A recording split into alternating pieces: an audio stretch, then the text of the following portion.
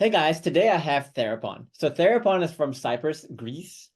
So before we start this interview, I just want to get one thing out of the way. You'll see that Therapon has a very heavy accent. And I get this question a lot from people. Can this program work if English is not my first language? So I'll just turn it over to Therapon to answer that question first. Therapon, as a person whose English is not the best and not the first language, what would you say about that? Honestly, it's all about if you want it. If you want it, you will find the way. It's simple as that. And basically, you want to hear it more in the interview. I'm not speaking fluently English, but I found the right reasons to make this to work, and my results speaks in itself. Yeah. I always say too, if you have enough understanding of English to listen and see value in my YouTube videos, you should be able to get everything you need in the program as well. And if you're practicing, let's say your auto suggestions, which is the main methodology, if you're familiar with our work, in changing your internal state, internal paradigms, or your TTH or your frameworks, which is the main mechanism we use to speak to your partner, to interact. There's two parts to it, right? There's the micro expressions, which is your microtones, micro expressions of your face. That translates to any language. The only part that may be difficult is like practicing the what to say, the actual substance of what to say. But we have worked with people internationally so much. Like we work with people worldwide to where we understand when we're giving you feedback, for example, if something is a language barrier or not a language barrier. And I think you saw that with us where we understand like, hey, this is a weakness that you have that is language barrier or not. Is it a weakness you have? Please look at that versus a Absolutely. language barrier weakness. Yes, absolutely. And I remember many times I was falling of that victim mindset and telling to myself like they don't know because uh, I know better because this is not my first language. I'm not performing at the best level. But that was not the correct answer. The correct answer that everything is it's fluently. You can see this if I'm doing this okay or not. Absolutely this. And when I'm doing this right, you can cheer me up and tell me, listen, Terabon, you are doing this correct. It doesn't matter if the language or not. You can understand better than me if it's okay. Yeah. It reminds me of a story that I have when I was first doing YouTube, and I would always be on camera and I would be so bad in front of the camera, right? But then every time I listen to myself, I look at myself on camera, I would think to myself, oh, I sound really bad, but it's okay because I don't sound like that in real life. Until my partner saw my recording one day and she told me, like, no, that is exactly how you sound in real life. I was like, are you serious right now? And I feel like a lot of people who are joining the program, they often say the same thing, right? They often say, well, this recording of my TTH or my framework doesn't sound amazing. But because I am not a native English speaker, right? But what they don't realize is, again, no, that's actually how you look like, how you sound like in real life. So like the weaknesses you have is translates to real life too. You can have all these victim excuses all you want. I'm like, oh, it's not my first language. Oh, it's because I'm not a camera person, whatever it is. But my question to you is like, how do you know? How do you know that's not how you sound like in real life? You know? Find that interesting. That's But why go ahead. you have taught us to actually upload our exercises because if you are not upload your exercises, so to have your coaches to tell you what is right, what is wrong, if you are gonna stuck in the same negative feedback loops, you are full of blind spots and stuff like that. And basically you are uncoachable. That's why you have to upload. That's why you have to push hard. That's why you have to try more, try more. And this is from my side, because I have put so much effort, so much time to just translate things to sound like it sound in my language, which is Greek. Yeah, I love that. And you know, it's almost like a very proud thinking to have if you think about it, to be like going into a program and then your coach saying, "Hey, this is a weakness you have," and then you saying, "No, my coach says it's a weakness, but I don't believe him because my coach doesn't understand." It's like, do you realize that at this point we have saved 5,000 plus relationships? We've seen cases from all over the world. We've seen what works, what doesn't. We've seen the pitfalls that people fall into. So if you're going to join a program, maybe not mine, whatever, my one thing to you is there's a reason why you join the program. Trust your coaches. If you cannot trust your coaches, then know that you're automatically trusting something else, which is in this case, your own instincts that has gotten you to a very bad place in the first place. So it's like, that's not a very smart thing to do. But I want to transition this now to, let's talk about how things were when you joined the program. So here I'm just looking at some of the things you wrote because I have all my clients kind of write me something just to jog their thinking before the interview. So she moved to your country, Greece, in 2020. You basically, she basically gave up everything to move with to you, 2020. There's a wedding event in September 2022 when that was the last straw, you said. What happened between 2020 and 2022, if you could expand on that? Basically, in Geoffrey, I was a prick. I was that guy who lives for himself. I didn't know what the team environment means. I didn't value her opinions, what she actually wanted. I was basically living for myself. I was that guy basically who was their cars, football, my friends, and my leftovers. Ah, I have a partner. I can go with her. It was something like that. And we are in a relationship with her now 7 years. We have started living together the past 3 to 4 years. And the problems were there, but I was that guy who just suppress it, put it down the carpet, pretend that it's okay. Why you speak about these things? I am okay. Look at yourself, stuff like that. Mm.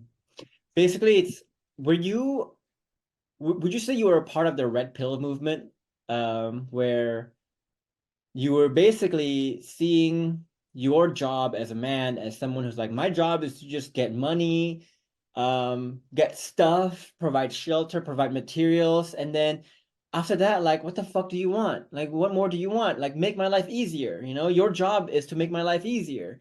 Your job is to be kind of my toy, my property, my whatever. Was that kind of what you were thinking about? Absolutely, absolutely, Geoffrey.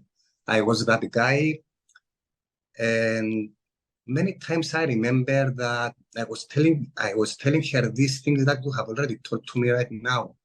I was telling her that this is my house, you are living here. It was feeling like that. It was feeling that this is not her house. We are not a team. Basically, sometimes I told her to clean the house. I was basically not helping at all. I have that toxic paradigms with in our society. Basically, we have l- learned to live with this. Mm. We have been growing, and I actually saw my father acting like that to my mother. Basically, my mother was our slave. And because I was growing up like that, I saw that thing and it passes to me. So I have done it to my relationship. That's why I reflex paradigms. Yeah, yeah. I grew up in a similar culture because I grew up in Indonesia, and it was a similar culture where, like like you said, the woman's job was sort of like a slave for the household for the man in this essence. It's almost like, you know, in China, right? There's a term you call tai tai, right? Tai tai is like the wife doesn't work. Her job is to just please the man, and that's what her job is. She wakes up, puts on makeup, she dresses for the man, she goes shopping, right? She cooks for the man. She basically everything exists for the man, and I think that's maybe yours wasn't that extreme, but along the same lines. But if you look at the red pill movement, is very, very like that. So between 2020 and 2022, so you were saying like things were degrading very fast, and you said there was a lot of negative feedback loop. So I'm guessing the feedback loop was you would do these things to basically make your partner feel like a second-class citizen. When she talks to you about how unhappy she is being a second-class citizen, you say, what do you want? Like, why are you being such a bitch, basically? And then Yeah. And about that, basically, he was bringing a topic. She was talking to me about why I wasn't have to react like that. And when she was bringing me that topic, I was telling her, what the fuck are you talking about? This is how to be. I was basically so stubborn. And basically, I was always trying to prove my point, play the victim actually, and basically to impose my own ideas on her about what she should do things, and basically trying to impose my mindset on her. yeah, I was so controlling. My actions are were so controlling. Yes, I was so toxic back then. yeah. I can say it publicly. I'm not scared to share about how shit I was, because you have learned me. I have learned a lot of you. Thank you. I We'll have. talk about that in a bit I'm too. gonna And tell you learning. Yeah. one thing more. I have two masters. Um, I have finished two universities with a perfect grade. Okay, your program has learned me as much anything. Your program was obviously something extraordinary. Honestly, you have teaching me life. Thank you. Yeah. It's interesting you say that because in my experience, Serapon, one of the most difficult people to coach are academics. Every time we enroll a professor, a therapist, a mental health professional into our program, it's funny how, they can't see that they're there because what they know is obviously there's a problem with something they know, but they're not willing to just humble down and let us teach them. Instead, they insist on teaching us. They want to teach us. I'm like, so I'm glad that you didn't take that route and you took the humble approach of like, I may have two masters, I may be successful at work and in my life, in my career, society may think I'm smart, but hey, obviously there's something wrong here. I must not know something, or the most dangerous state for people is thinking you're smart when you're actually not, right? Thinking you know something that you don't. That's really dangerous. So what was the last straw that happened in September 2022 that where you say was the last straw? Like what happened at that point? Okay, we were in a wedding event. One of my friends, and I'm not gonna go too deep into this, but basically that day I was make her feel that it was probably the last person that exists in the world. I was basically, I will say the word, I humiliated her. Mm. And after that, I have started realizing a little bit things. She started getting distance from me, and I was started getting panic. I was starting talking to myself, why she suddenly shut down, why she suddenly get distance from me. I was basically questioning myself back then. And after that, I was started reaching out to her more. I have started speaking to her more, talk about it, why you have distanced yourself from me. And basically that conversations probably overwhelmed her because I wasn't ready for that conversation. So I was full of victim mindset, full of doing this, asking myself, why suddenly when he wants marriage, now he doesn't want marriage, and stuff like that. And basically after that, I was feeling that I have to do something. I have to set my relationship. I'm not understanding what is going on, but I have to do something. So the first thing that I thought it was to visit a therapist. I was going there. I was telling her about her behaviors that I don't understand. I was telling her about how I don't see alignment with her, why suddenly he don't want to be with me actually. And basically, I was playing the victim. Mm. And that therapist, after that third or the fourth session, she basically urged me to start using manipulative ways. Basically, she urged me to kick her out of the house, so to fear her, to make her feel, now we are not playing, let's have a chat, tell me what is going wrong and stuff like that. And the problem back then was that I listened to her and I have done it. And that it was something that I believe even in 10 years, she's not gonna forgive me about that. Yeah.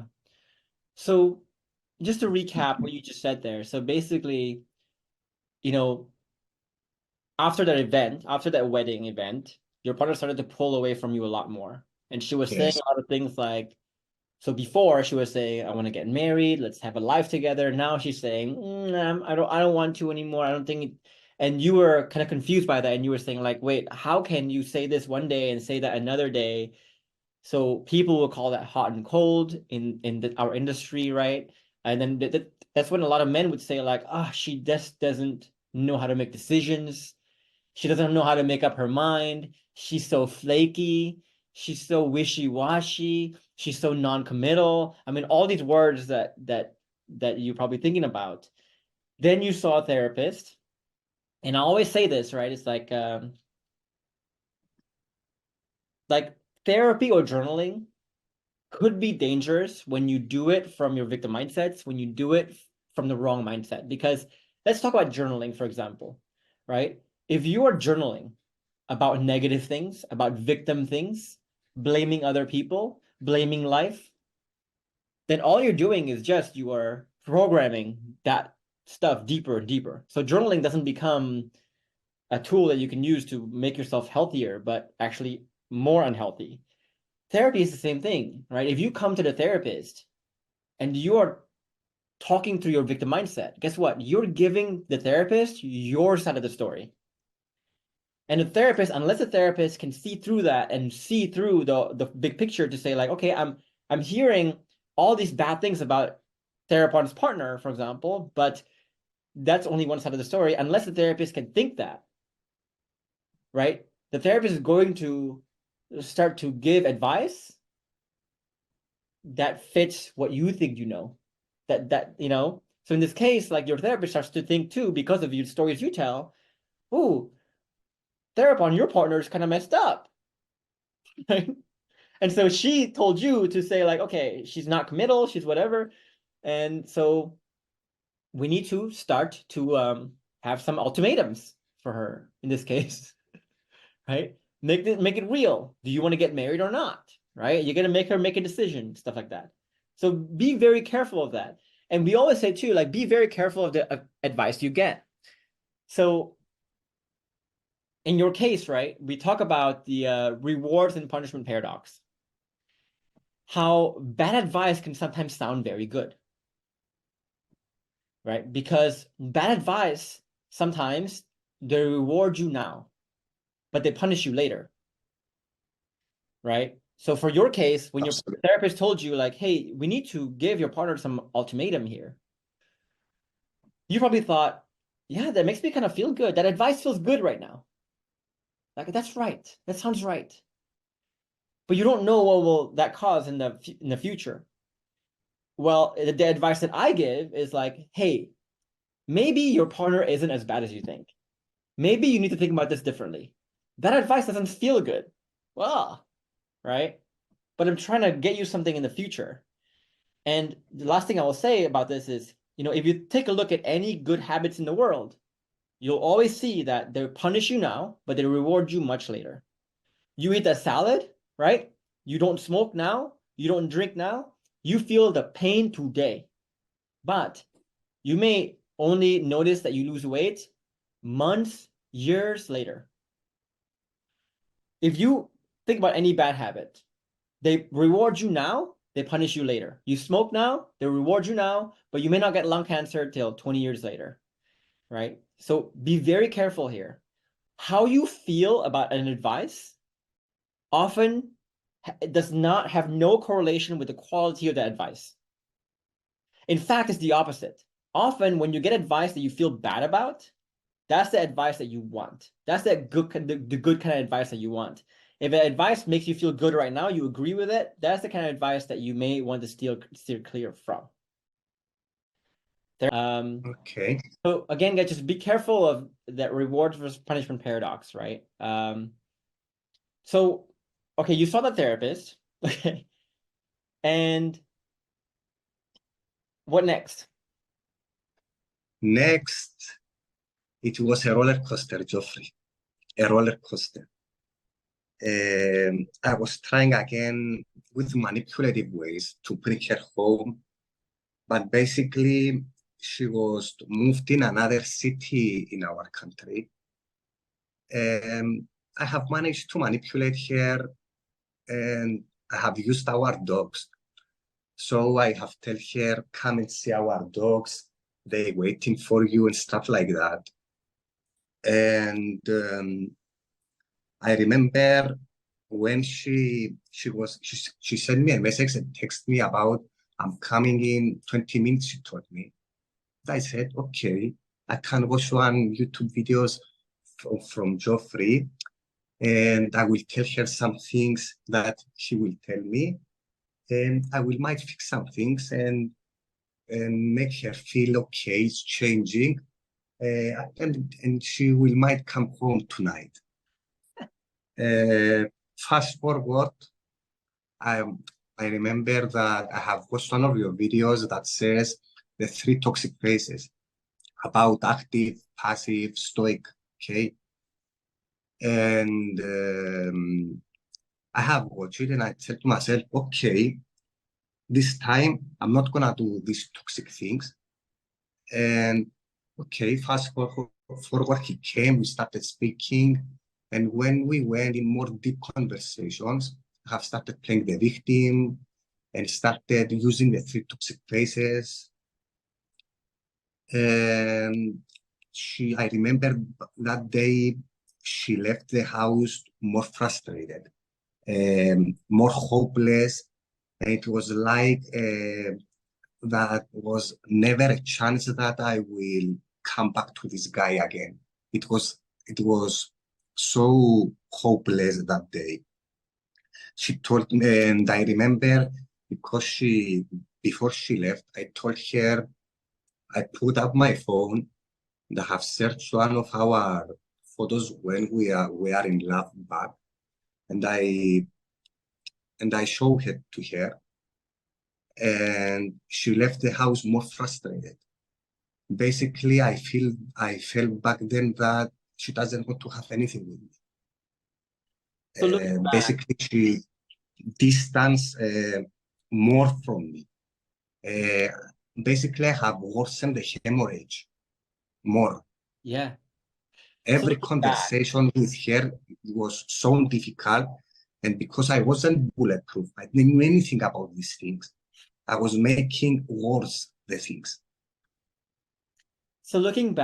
if you, because we get some questions sometimes, right, where we get emails, for example, and we get like new members, and you see this sometimes in the new members that we get. They ask very tactical questions, right? If my partner says this, what should I say back? If my partner says does this, what should I do back? Stuff like that. I think you were kind of operating in the same paradigm where you're basically like I think outwardly you were saying And I think you knew deep down that you need to change in deeper ways. But I think there's a big part of you too that was also looking for, unknowingly, tactics. Jeff, tell me what to say. World, tell me what to do, right? And you were still thinking, even though you know this is idiotic to think, that she will come back if you say the right thing, do the right thing one time, tonight, tomorrow, right? But now that you think about it, it's kind of idiotic. But what was going through your mind at that point in time to make you think like, okay, we've been having these problems for 3 years, 4 years, 5 years. If I say the right thing tonight, that might actually get her back. Like, what were you thinking? It's that urgency, Geoffrey. It's that urgency because I think from my side, how I interpret it right now, I think that because I was losing that outcome, and I didn't know where it came from. I was so urgent. I was so desperate. I wanted that outcome. I didn't know what the fuck it was happening. I didn't understand why my flaws of the past led to that situation. Because I thought that, okay, it was one event. This one event is enough to make all this shit. That's what I was thinking back then. I didn't understand how shit I was. I kind of thought the same when I was going through my stuff too, where I thought like, come on, Sam, what I did wasn't that bad. Things aren't that bad. Like, can we just let it go? Can we just start from scratch? Can we just like erase the slate? You know, forget it. Like, why do you have to hold on to so many grudges? But I think what I didn't understand back then, and what I understand now, and I think you can say the same, is she cannot just have a blank slate because of that catch-22 again, right? Imagine if you were dealing with someone who hurt you so badly. And not only hurt you one time, but many times to the point where, we have that hope and disappointment cycle, right? You get disappointed by this person. This person makes a bunch of promises that makes you feel hope again. Once you hope again, they disappoint you again, and so on and so on and so on, until at some point you're like, dude, I don't know how to trust this person anymore. I really don't know how to trust this person anymore. And so, it's almost like a self-preservation thing for your partner now, to where, okay, fool me twice, that's fine, but if you fool me like 100 times, I have to take responsibility for myself and protect myself to be like, if I get fooled the 101st time, I'm a fucking idiot, right? So she's not going to allow you to. She's gonna hear you say, for example, "Hey, can we just blank slate?" She's gonna see that as like, okay, that doesn't change the fact though that if I get fooled again, that'll be my 101st time. In the back of my mind, I know it's gonna be my 101st time, not my first time here. So no blank slate.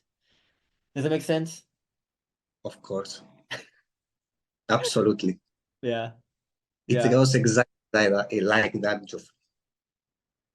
I said the same thing. And so for people who are listening to this and thinking like, I want you guys to understand that it's very, very hard for your partner to actually leave you. Like, I always think about this, right? Here's a person who has chosen you, has probably spent many hundreds of hours thinking about you, dreaming about a future with you. Think about how much that would take that person, how much disappointment, how much hurt it would take that person to go from there to, I don't want to have anything to do with this person anymore. So if you are in a position where your partner is saying like, I don't want to have anything to do with you, it's time to really humble down, because it's really time to really realize just how difficult it is to get someone from here all the way to there, right? Let down your ego. You're not as high value as you think. Imagine a person who was like that with me. It was like that. It was full of hugs, always love for me. She didn't left anyone to say a word about me, a word. She was, or if she hears someone to say a bad word for me, she was mad about him immediately.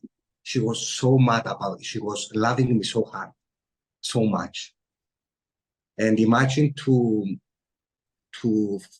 a person who loves you so much, to put him in a place to actually not having anything from you, to basically make her to not wanna touch her, don't wanna speak to her anything.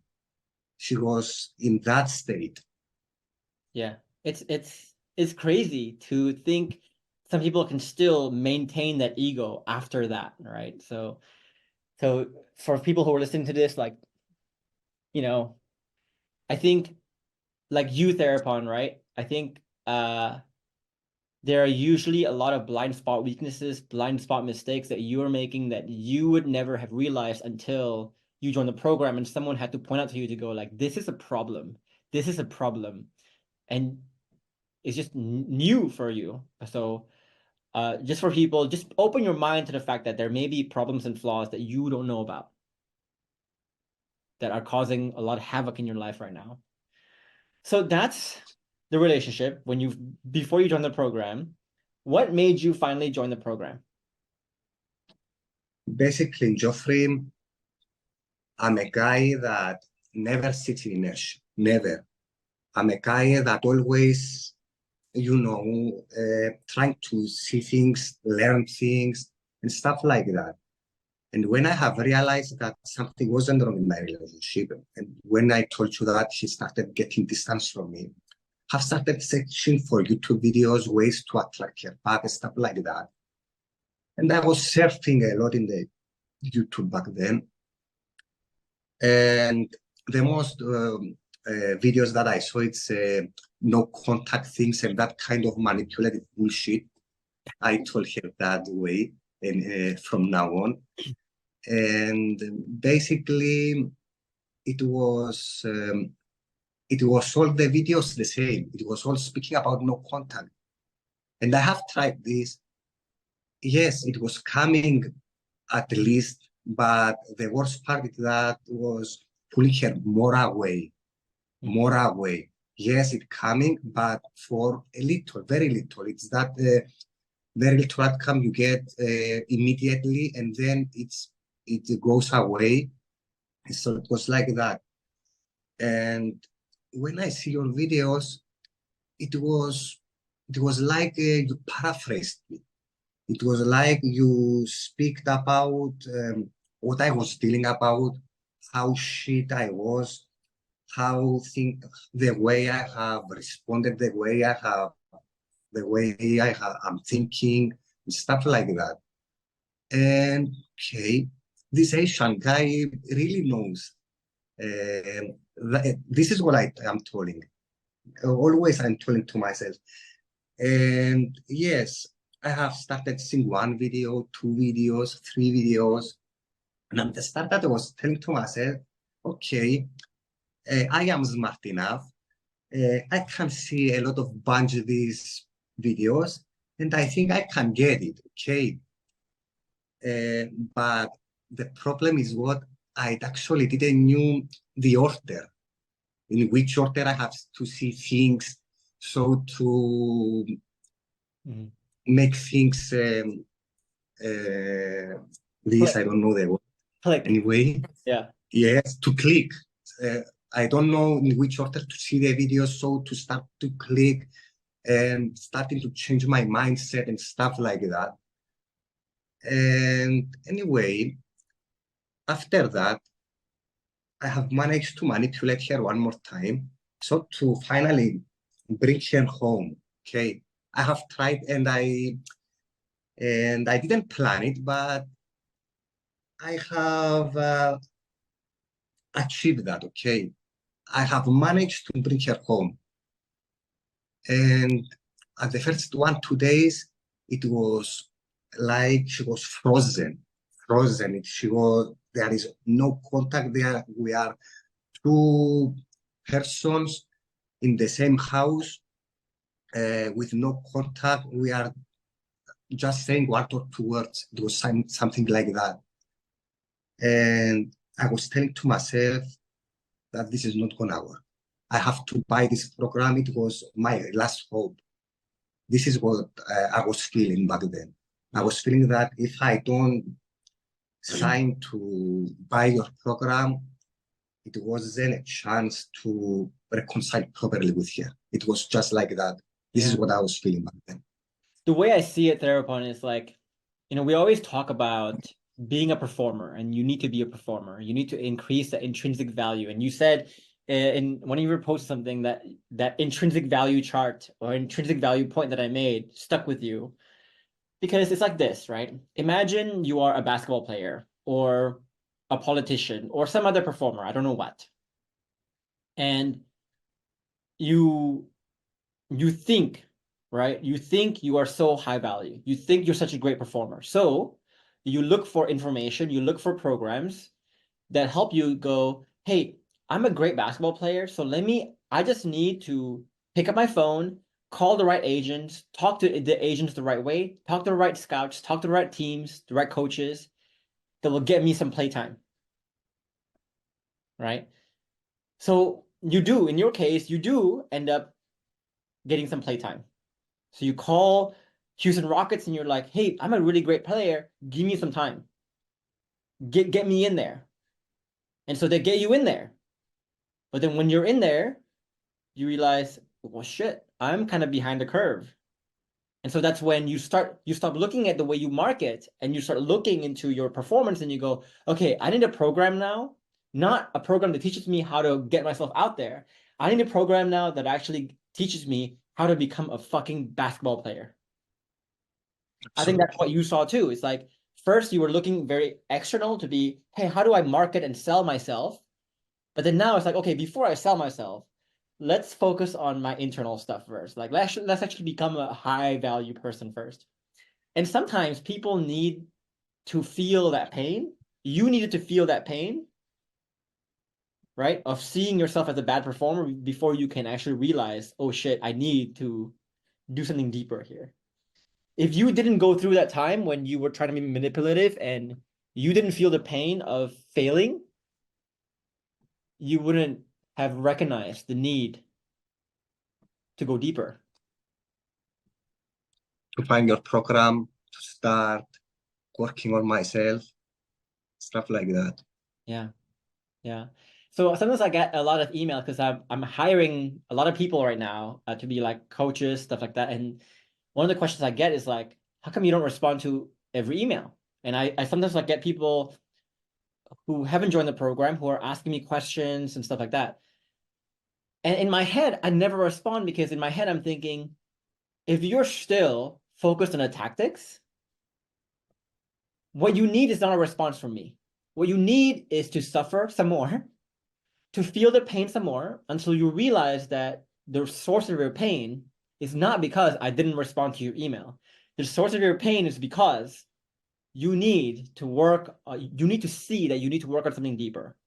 And until you see that, I'm not interested in having a conversation with these people because there's nothing I can say to convince you. The same way there's nothing I could say back then to convince you that you needed something deeper. It was pain, it was experience that led you to it, kind of thing. Absolutely. And same Absolutely. for me. Yeah. So how are things like okay, so before we go there though, when you joined the program, was it what you expected it to be? Honestly, how I'm living my life now, Geoffrey, a life that it's always the same. It's a life full of entropy, a life of seeing people getting defensive in any way, shape, or form. And personally, I didn't want to be that. I want to higher my standards, higher the way I'm thinking. I'm basically right now, I'm sitting and watching others how they react. And I was saying to myself, why I was reacting like that way. And I'm glad that I am not reacting the most times like that. Because I'm not going to tell you and sit here and pretend that I have become the perfect product of this kind of stuff. But right now I can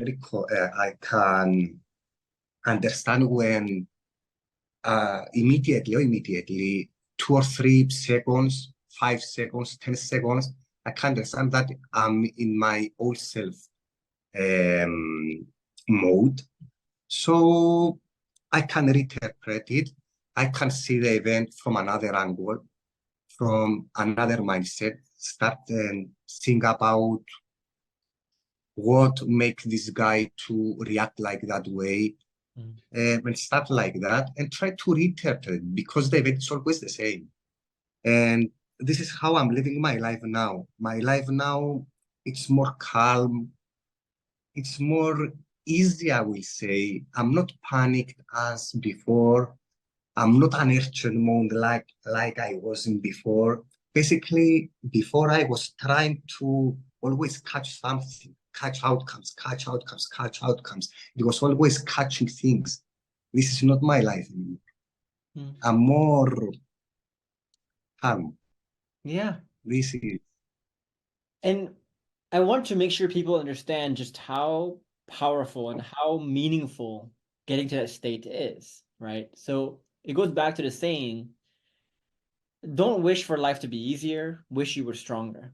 Because, there's a lot of people in this life who their idea of success is to live a life that has no entropy, no issues, no drama, right? But the reality is that drama, issues are going to come. And when drama and issues come, it's not because you're doing something wrong, it's just life. For example, a lot of you guys, like in the last interview or like a couple of interviews ago, I talked about kind of my health issue, my brain degeneration issue, right? That just happened out of the blue, you know. Later on, we deal with death in the family, for example. We deal with kids being difficult. We deal with tragedy. We deal with just a lot of difficult things. And people who are not ready for that, they want life to be so drama-free, stress-free. You end up hating life because when life presents its true nature to you and it's not going to be that easy, you start to feel embittered, right? In your case, you start to blame it on your partner. Why are you making this so difficult, right? And think about how this is preventing you from a lot of success in life. Well, the moment you can learn to be tougher, the moment you can thrive through those things and use those moments not only as opportunities to learn, to grow, to become better, see those opportunities as fun, as, if you play a video game, that's like saying, I don't really want to fight any enemies. I just want to see the ending credits. That's an idiotic way to approach video games. The whole point of video games is the conflict, is the drama, is thriving through, having fun in the conflict, the drama, right? So if you can have fun with it and you can use it with your partner as a way to deepen your bonds, to deepen your relationship. Every single time we have a challenge and we solve that challenge together, we thrive through that challenge together as a couple, we get stronger and stronger and stronger. It doesn't break us. That's when you unlock the secret to life. That's when you cannot lose. That's when you get what we call anti-fragility. The more shit life gives you, the more you rise, the stronger you get. Anti-fragility is beyond robust. Robust is like a rock. Something you get pressure, you withstand it. This is not withstanding. But the more pressure you get, the better you go. So there is nothing in your vocabulary that says, this is too much. This is making me feel anxious.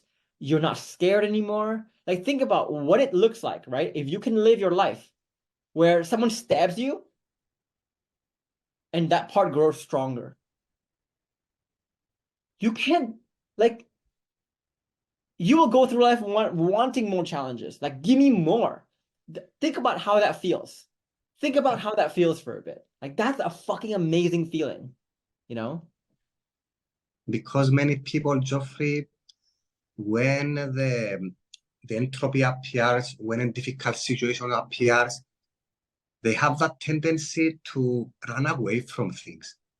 They have learned that it's okay, I can find a new relationship.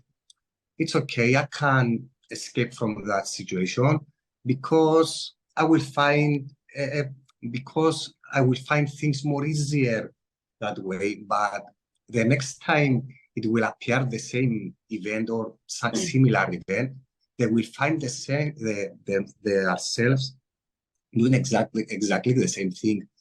And this is what I'm feeling back then. I was feeling that, okay, let's say I'm stop trying to save my relationship, and I'm gonna try to find a new relationship. Okay, I'm 29, I'm a handsome guy, I've got some money, I can find a new girlfriend. Okay, and fast forward in 1 or 2 years, I found myself doing exactly the same things. I'm in the same negative feedback loop, let's say. So what?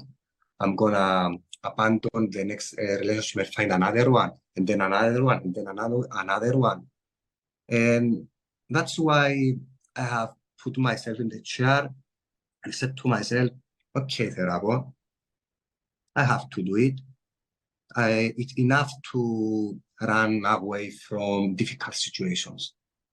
And this is how it's our life in our house. Because partner, many times he comes in house with problems that appear in her job, and we speak about it. We speak about the difficult situations, about difficult conversation, about emotions, and it's fun. It's okay. It's like you are coming home, you take off your clothes, you throw them here and there, because you simply just what you can. It's has that. Yeah. It's like, yeah. So I just want to like pause here and just allow people, if you want to pause this video, guys, but like allow people to just think about the feeling it is to be anti-fragile, not only in yourself, but also in your relationship as well. Where like you just can't see it getting worse. It's almost like, okay, so there's a line here, right, in my screen of my cupboard. Okay, so most people's are like this, right? If you draw a graph, it's like, okay, I'm gonna find a new relationship. It's gonna slowly degrade. Find another new relationship, degrade. Another new relationship, degrade. But that's your ceiling, right there. But I think what we're saying here is like, you can find a new relationship, and then we break through the ceiling and we go higher. So not only is it a deeper relationship, because like this pattern is dumb. It's a stupid pattern. Like, why do you want to live a life like that, you know? But we're showing you also, when you become anti-fragile, you get to access parts of the relationship that you cannot access otherwise. For example, okay, I think about the level of conversations we had that make us feel so self-actualized. As a human need, self-actualization is such a big thing. I think about the amount of safety, the amount of admiration, the amount of alignment that needs to happen for us to discuss things in a way that is so self-actualized. And this level of self-actualization feels so good that my wife has spoken about this so many times. Whenever we talk about these self-actualized things and we make each other, this feeling that we get from this depth is better than sex. We still have sex as a play methodology, but this is so much better, right? But if you look at a lot of men, the highest source of satisfaction and pleasure they can get from relationships and life is sex. That's the highest. But what we're saying is, what if there's something higher than that? You don't want that? You want to live your whole life not ever exploring that thing that is better than sex? Up to you. If you're happy with this sex as the highest satisfaction you can get, then fine. But if you want to find out what that something higher is, hey, let us teach you. Simple as that. Simple as that. So you also mentioned your partner said like you have turned from a frog to a prince. What was that about? Okay, Saturday, a few days ago, she was a little bit sick, okay? And basically, we wake up. I went in the kitchen. I have made her a proper breakfast. I went to the supermarket. I bought some things, and basically I have treated her. And at the night when we were having a dinner, she told me, I feel like you have evolved from frog to prince, stuff like that. It's funny because if you look back, right, you probably tried a lot of the same things. Like you probably tried to like treat her nicely. Every time she's mad at you, you try to treat her nicely, but without that safety, she didn't take it very well. Of course. But now you're doing the same thing, right? And she's taking it well. And so it goes back into something we'll talk about later, which is it doesn't take two to tango kind of thing, right? A lot of times your partner is responding badly to your nice thing that you're doing because they don't trust the intentions you come from. But once you can build that safety where they can trust the intentions you come from, you'll be surprised as to how receptive your partner will be to you, to the relationship, how much she can surrender to you in the relationship. And her reactions, her responses, her actions will be very different if you create the right environment, kind of thing. Compare this Absolutely. program to what you found on YouTube, from my YouTube videos, especially. Okay, that's a tricky question because I'm gonna be honest with you. What is on YouTube and what you provide if you buy the program, it's 1%, honestly. You don't stand a chance if you don't buy the program. The principles are so many. You have access to the Loom library. The Loom library is a very key to succeed because there you can find a lot of ammo. Ammo is basically the way you can interpret the world differently. Yeah. The exercises you provide to us are very helpful, I would say, because every exercise is interconnected with the other one. And all the exercises can provide you ammo to build your ASs. And also that coaching you're giving on us about finding our blind spots, that tough love that it's much needed. Honestly, it's much needed. Yes, it's on the whole package. You can't do this thing without buying the program. This is my opinion. This is how I feel it. This is how I have lived it. Yeah. Maybe I'm not smart enough. Maybe I'm not smart enough, and there are others that they think that can do it. Maybe, but from my case, it will not work. This thing. Yeah. And you're not the first person to say that because Andrew Wade, he's also a smart individual, right? He has like degrees up the wazoo. He has a very successful business. He knows what he's doing in life. So he thought like he could do it with just YouTube videos, but then he eventually realized I can't. And as a business therapist, we think a lot about like, what if we have a lower tier program where let's say we just give people access to the program, but not the coaching, not the looms, right? Just the program itself. And every time we try to do that, it end up backfiring on the person because again, it's like you need to be a performer, right? Life is a performance. Your relationship is a performance. It's a performance of what you say, what you think at a particular time. It's you doing a combination of moves, a combination of like a cause and effect, act and reaction in your relationship, in your life. And if you think about a performer, right, you cannot become a good basketball player or a great basketball player just by watching videos. You have to play the game. You have to show up to practice. You have to do the motions. You have to do the movements. You have to master the movements. you also have to get access to a coach that points out your blind spots to you, because when you're dribbling the ball, you often can't see what you're doing, for example. You need a third person point of view. You need to watch tapes from other people, which is the ammo that you're talking about with the looms, where you can see tapes of other people doing the stuff, examples of people doing the stuff, learning from people's failures. So there's so much more to learning to become a performer, right, than just conceptually understanding. And I always say there's a very vast difference between conceptual understanding and experiential understanding. And so for people wondering, like, how come we don't have like a smaller package where we just teach you the program, is because you're wasting your money. You need the full package. And if you say I'm not interested in the full package, then I'm like, I don't want to help. I'm sorry. I don't want to help. Because I'm not gonna give you a weapon and not teach you how to use that weapon. Because you might hurt someone, you might hurt yourself. And there's many people who use my videos to hurt their partner, to manipulate, like you did in the beginning. Use it to manipulate, right? Absolutely. So don't do that. And one more thing I want to say too, and I want to get your thoughts on this too, is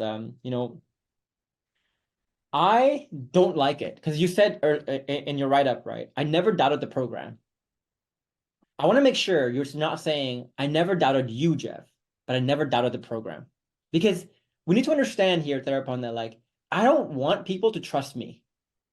I want people to trust the system that made me. Think about it, right? It's almost like the question of like, I'm going to bring religion into this. Don't get offended, people, okay? Like, if God made me, then who made God? Kind of thing. It's almost like, again, if you look at the program, right? If you trust me, don't trust me. Trust the system that made me. Okay. Right? And the system that I found that we teach that made me, that made Jason, that made you, that made David, that made James, that made Sabor. And these are me naming all my employees, basically, who used to be all clients, right? So when you were joining the program, when you first joined the program, did you think trust a system or did you trust me? I'm gonna be honest with you, because you have paraphrased me, you have speak to me, and you have talked to me about my situation without knowing me. This is the thing. Because imagine comes one person from another country, from another, not country, from another, from Asia, let's say, 10,000 miles away, and told you what you are doing wrong. Personally, I was feeling that I have to trust this guy because I have saw 15, 20, 25 different persons in the YouTube, and no one has speak to me like that. But I can understand what you are trying to tell me about the systems and the principles and the way. But these systems and principles gave you this thing to have the ability to speak from me, I see. from a person that you haven't ever seen his face. So you're saying basically, I think now you trust the system, but in the beginning you trusted me. But because Yes, you trusted me, you trusted me enough to explore the system that made me. And absolutely. eventually you began to trust the system. Eventually. Yeah. Because this system made you to become who you become, to have the ability to speak with me, because this system made you. Mm. Mm. Yeah. So let's go to the key learning lessons. I know we kind of peppered in some key learning lessons before, but I have 10 based on your write-up. Number one, right, Therapon, is at one point, I think you were under no contact, right? At one point. It was maybe not no contact, but like very sparse, very stonewalling contact, very stonewalling behavior. My situation wasn't dire. My situation wasn't dire, wasn't like other guys have joined your program. My case, it was fixable, I will say, because maybe I have that benefit that my partner was in, basically I have handle things fast. I have understand that something was wrong and I have acted immediately. Yeah. But also I have that access to her more easily because I have to try to bring her home because she hadn't nowhere to go. No, yeah. But she was in one fit to start rent an apartment. But I have tell her, okay, let's have one last try. It was something like that. Yeah.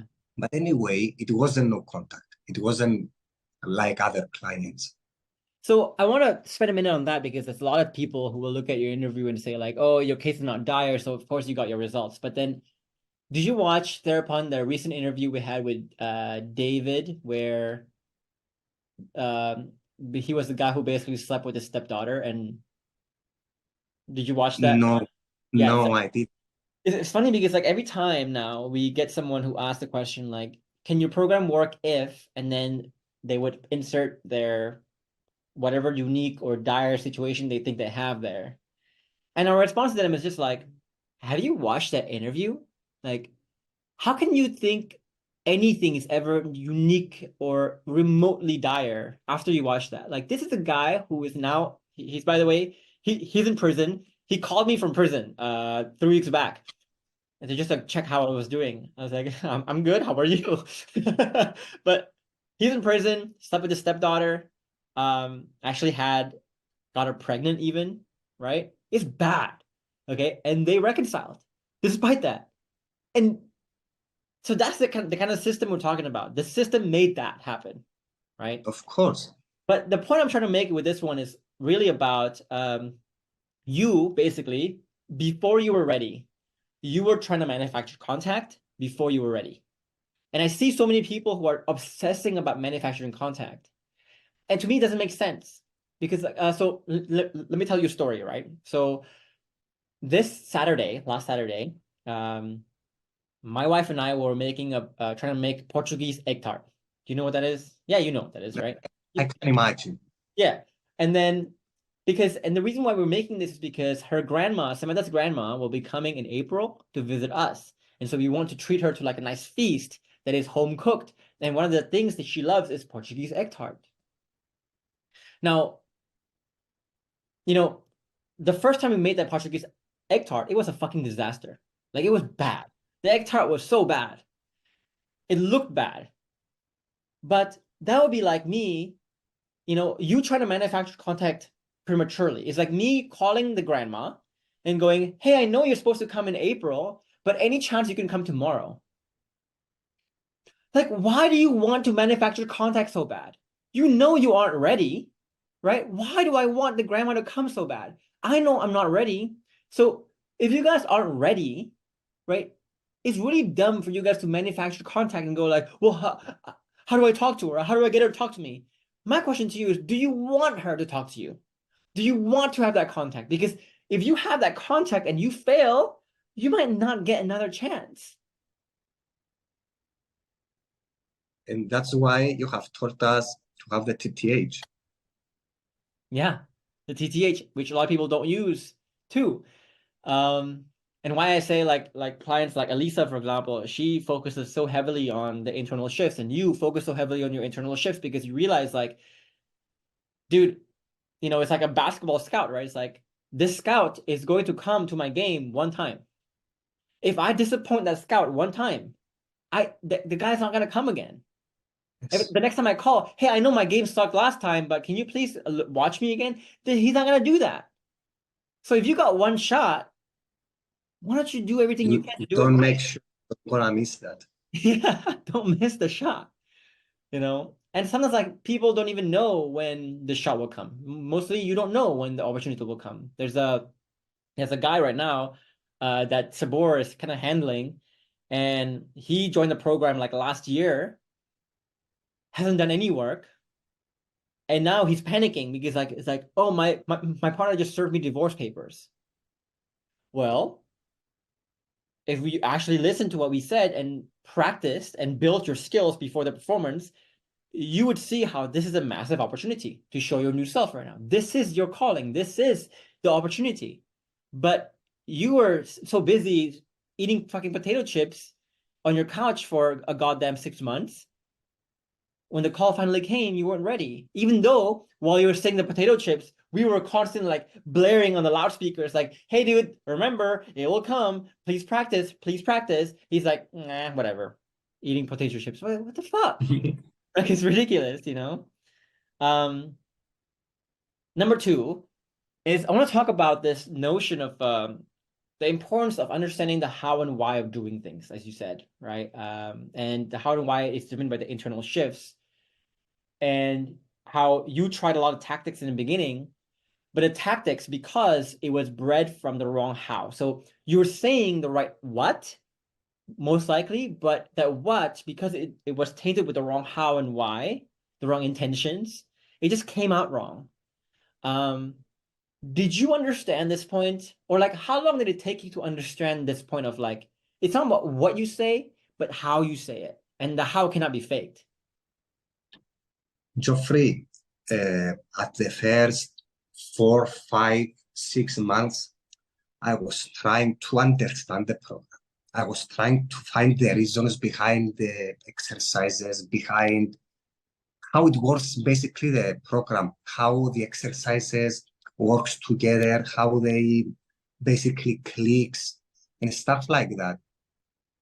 But when you uh, find yourself understand this, basically it all opens. It's like the pipe of communications, the pipe of your mind. It's like unlocked everything.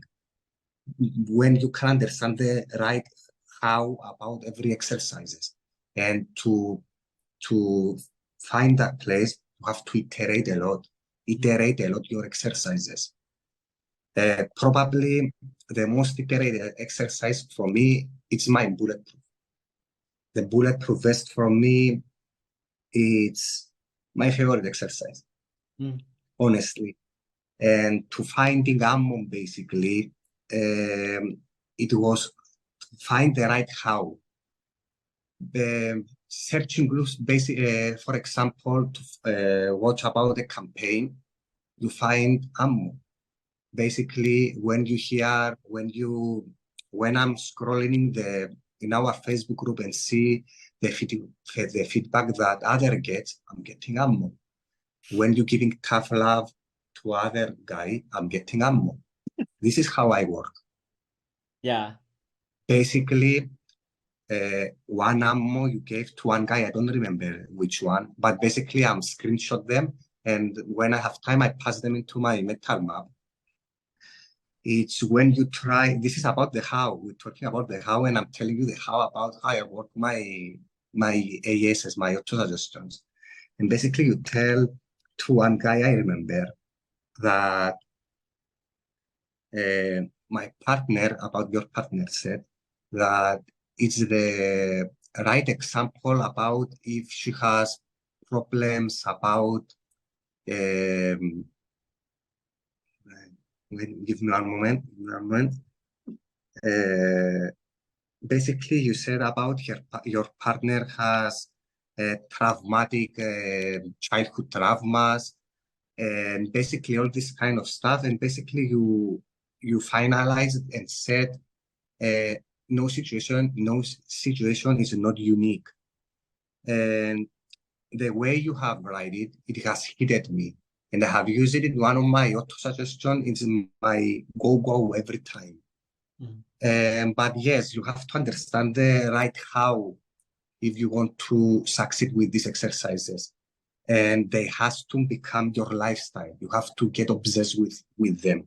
You have to love here, basically. You have to fall in love with these processes. And yes, something like that. And so we'll talk about this notion of the auto suggestions and the ammo that Tethered is saying here in just a little bit. But the main point I want to get people to understand here is like, there's a reason why I don't teach tactics or I don't tell you what to say, what to do, in YouTube videos or even in my free course, or even if you go to the program, I don't even teach you that until phase 3, which is a long, long ways away if you take the program. And the reason why is that, you know, when I tell you the what to say, that's a weapon. And if you don't know how to use that weapon, you're gonna hurt other people, you're gonna hurt yourself. It's gonna backfire hard. Because, you know, like we all know this, right? Some people can tell the same joke in the same exact order of words, but one joke is so funny and the other joke just falls flat. And you don't know why one joke falls flat and one joke is so good. Like you don't know why, for example, this comedian really find it funny. You can make theories of why that comedian is funny, but you can't tell why this one is not funny, right? You can't do that. Like, but it's the subtle how and the subtle why, the intentions that makes or breaks an execution, the what kind of thing. And so the other thing I want to say too is also, you know, this program, we really try to change you on a fundamental identity human level, right? We're trying to change basically the way you talk, the way you sound, the way your face moves, in essence, the way you think, the way you reflexively think, the way you reflexively feel, your instant reactions to life and to the world, right? This is a major overhaul of yourself. So I think the reason why you're overwhelmed in the beginning, Therapon, was because you didn't think it was going to be that much of an overhaul. But I think as soon as you accepted that, okay, I see about what this is trying to overhaul me, overhaul every single thing I think about. Every, conscious or subconscious, every single programming, he's trying to undo everything. Then you realize, oh, now I understand the level of work, the level of commitment, the level of thinking, the level of effort that I need to actually succeed here. And this goes back to the intrinsic value chart. When we are started, we are feeling, okay, we are going well. But then when entropy hits, parts of change and stuff like that, you go like this. You understand what the fuck is going wrong right now. You understand how much work you work, how much work you need to make. And yeah, it was something like that. And even right now, I have a ton of work to do, Geoffrey, a ton of work. But you know what? I'm hungry. I love that. I have been obsessed with these things, and I have just only built four built PV stages. But I'm hungry. I'm hungry to build more and more and more.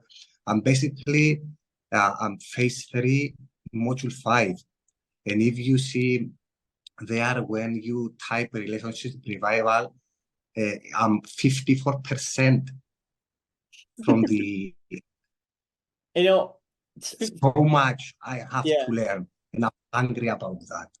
And you know, to talk about it in video game terms, right? It's like 54% is just the main mission. You haven't considered the side missions and everything like that yet. Because like I'm someone who made the program, so I'm like by default 100% on the program, and I still do all the processes every single day, right? I find new layers of art suggestions to create. Of course, like I'll be in a different level than a lot of the clients, for example, right? But higher Of course. level. But I still do it. I still work on my frameworks every day. I still find weaknesses with my frameworks every day. I still find ways to TTH, for example. I still find ways to hedge better. I still find ways to increase my self-esteem. I still find ways to be more empathetic, to grow my SOC. I mean, all these skills that we're talking about are skills for life, right? But as I keep building it, life is just giving me more and more amazing results. But do I care? Not really, right? I always tell my employees, I want to give you an example, and sorry to interrupt you. yeah. 2 days ago, I had a very tough day at job, okay? And I went to the gym, and I was feeling very anxious, very anxious.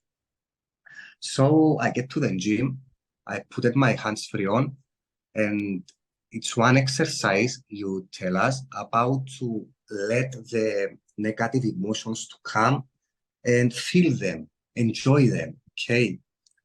And I did that because I have recorded this exercise, speaking to myself, and I was doing the lifts, and it was so, I don't know the English pronunciation to say that feeling, but it was um, Let me put a word in your mouth.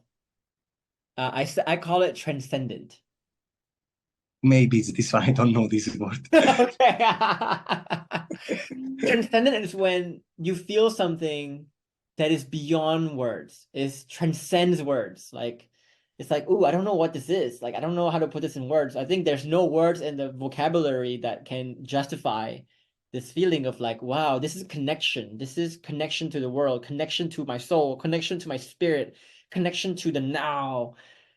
It's very interesting. Yeah. And this is how you grow your emotional literacy. Yeah, exactly. So guys, SOC, for those of you guys who don't know, is state of consciousness. And this is when so to tell you a story too, every time I get worse news about my health, right? I SOC that and I go like, wow, this is what it feels like to essentially be degrading, to be dying in essence. And I told my team, right, as soon as I got the diagnosis, I was like, you know what's funny? After I thought about my death, that's actually when I lived.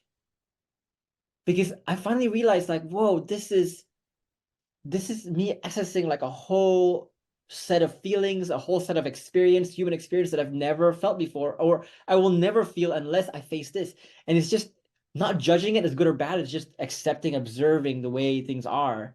And the reason why Therapon says it builds emotional literacy is that, the first time I had a fever, for example, um, was during COVID when I had I had the vaccine, right? Before COVID, every time my employees would tell me like, oh, I'm having a fever, I can't come into work today. I would think like, what a fucking pussy. Just get on with it. I've been sick before. Come on. Right? But then when I felt what that fever felt like, I was like, oh shit, I got it. Right? Now when someone tells me they have a fever, I can understand, I can understand, right, what they feel, have that compassion, paraphrase them better than I ever could because I've experienced it, I felt it, I've observed it, right? So the more you observe of your own life, of your own feelings, the more you can see in other people. And the reason why a lot of men are very emotionally illiterate is because they don't take the time to build that skill, that SOC skill, you know? And you give me a point to say that paraphrase, when you paraphrase someone, it's the most powerful thing, I think. When you speak to someone, you told him about how you feel, how one situation made you feel, and you see his face. He says, "This is how I'm feeling." Yeah, I can't understand that, I and can this is understand. so beautiful, I will say. It is. It is. It's very beautiful. And I look at so many other areas of life where, my partner can talk to her about her period and her cramps. And I go like, I don't exactly understand what that is, but I have felt cramps before in my stomach, right? I've observed it. Yeah, that would feel very painful. And we can have a deep conversation about anything and everything, right? Um, my partner's trying to become a coach now. Samantha's trying to become a coach like me as well in a different field. But she talks to me about her feelings of what it means to be a coach and the ups and downs of the journey. And we can have such deep discussions because I have felt those, but not only have I felt those, I have understood those, I have observed those. Emotional literacy once again. And this emotional literacy is really crucial to allow you to connect with people at a deeper level. And that connection is crucial for understanding, for safety, for admiration. And just to give you one example here, guys, right? I went to this doctor, okay? And actually, let me use my partner here. So my partner, right? She has gut issues. And she's gone to a lot of doctors before with all these credentials, and the doctors can never like save her, can never like fix it. And it was so every time a doctor would talk about their solutions, whatever it is, she would be very skeptical of it. until she met this one lady. This one lady was able to paraphrase, explain what her feeling was, her state of her gut, the state of mind, her life experience, as if she was living Samantha's life. And that made Samantha trust her to go like it's like what you said, right? This guy, this Asian guy from all the way across the world, can paraphrase and understand me so well. That was what made you eventually trust me. So that your ability to make someone feel understood is the number one currency to trust, to safety. If you cannot build that because you don't have emotional literacy, forget it. Forget about creating the lowest pillar, which is safety. You know.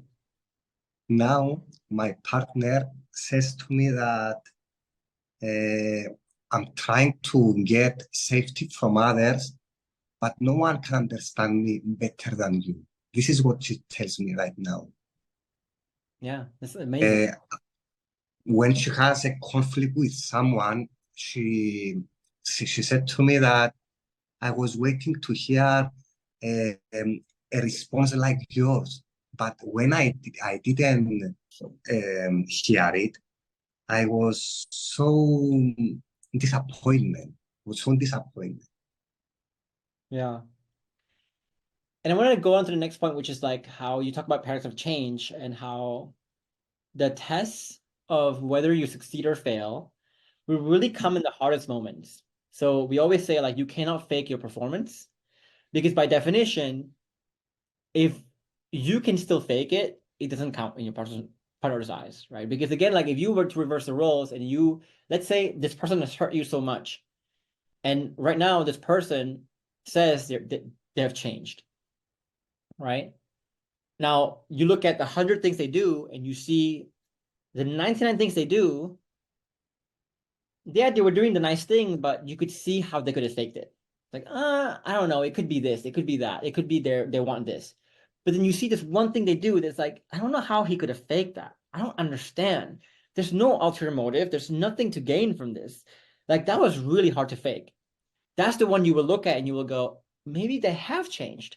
But if you don't have that one evidence that you know cannot be faked, you'll always have in the back of your mind like this distrust for that person. It's like, they're kind of nice, but I don't know. I'm gonna take it with a grain of salt, right? So by definition, right, if you can like a lot of people try to use their willpower to fake their changes, but by definition, if the situation is not hard enough to where you can still fake things, by definition, it's not gonna do anything to build any trust. It's the moment when you cannot fake it. No matter how much willpower you have, you cannot fake it. That's when the moment that counts. What's your It's not experience about with this? it's not about the 99 things you do right, Geoffrey. It's about this one difficult situations where you're gonna crumble. Yeah. Yeah. It's like with I used to have road rage. Do you know what that is? Road rage? Yeah. People in I Greece have have made road rage. I have made a TTH about road rage. I know from top to bottom what it is, road rage, and my partner knows exactly how it is. Yeah. And yes, I was a little bit aggressive in the way I am driving and stuff like that. But yes, go on, Yeah. continue. So I used to be one of those guys. We bought this Jaguar F-Type, very fast car. It's like the R version too, like Yes, 550 horsepower, you know. And one time, this scared my partner a lot, right? Because one time someone cut us off and I got so pissed. I started like tailing the guy for like a long time. And we were going like 120, 150 miles an hour at some point, like 150 kilometers an hour at some point, right? It was fast. And she got so scared. And she told me at that point, like, dude, if you have that one episode again, we're done. Like, I'm scared for my life right now. So at that point, I woke up and I went, okay, let me try to change. So I didn't have road rage for the next 8 months until 8 months later, another guy almost like ran off the road, you know? So I was like, it was only like maybe 30 seconds of road rage. Like I was like honking, I was like trying to follow the guy. I was like gonna throw something out my window, right?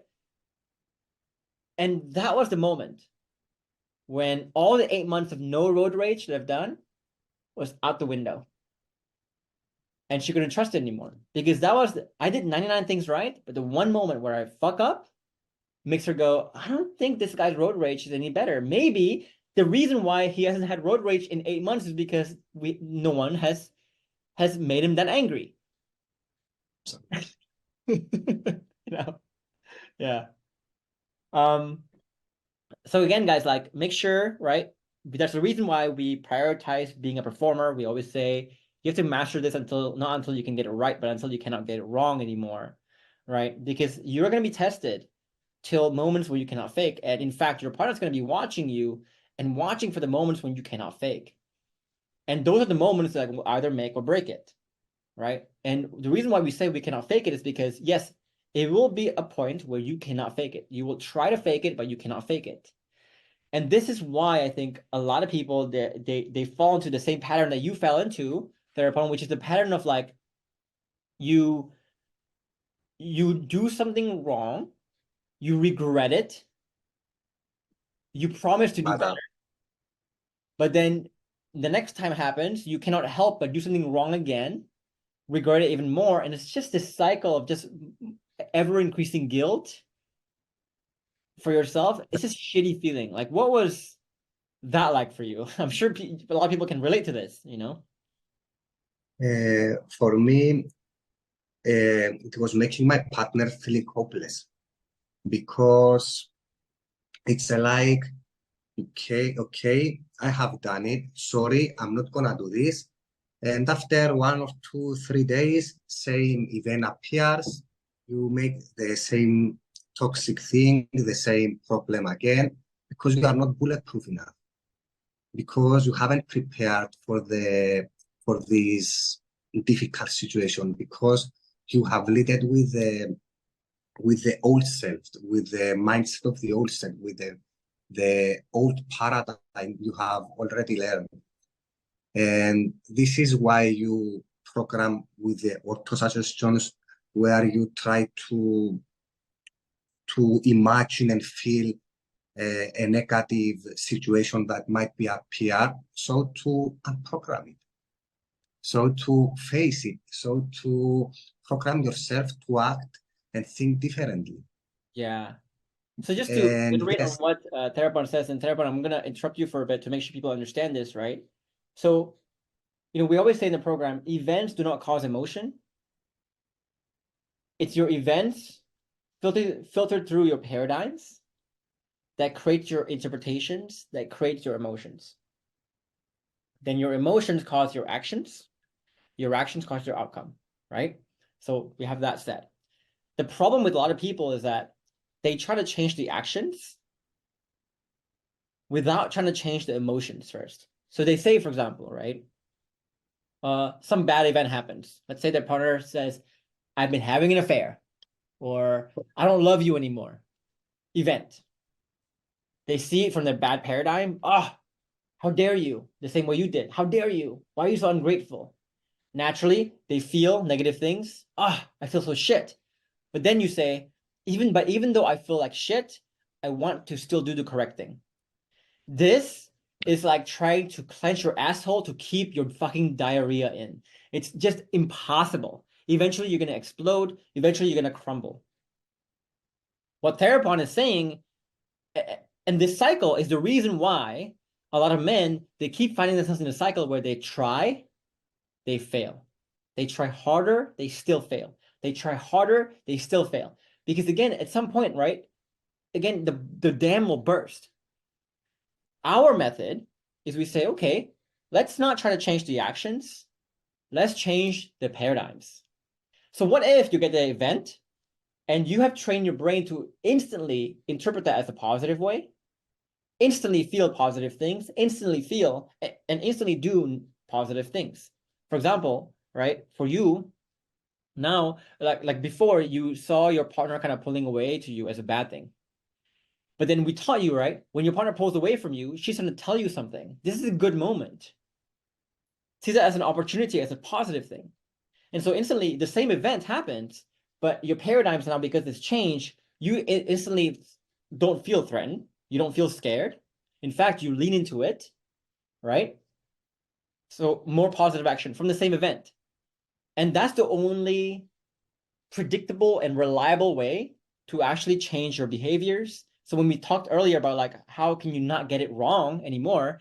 That's a crucial part of it, because once you change your paradigms, you change your actions and you make the right actions into something effortless. And pause there. And then when you see that she went away, you try to think and find the thing behind the thing. You think, what did I did that make her to pull away? What did I did that make her to start speak with me with that way? Why he was so I don't know the word. I don't know the word. Why she's so distance from me, why she didn't take this with the right way, what did I did wrong, Yeah. how she interpret what I did, and then you try to understand her. I This love is that the thing because, behind. yeah, like to give you an example of this,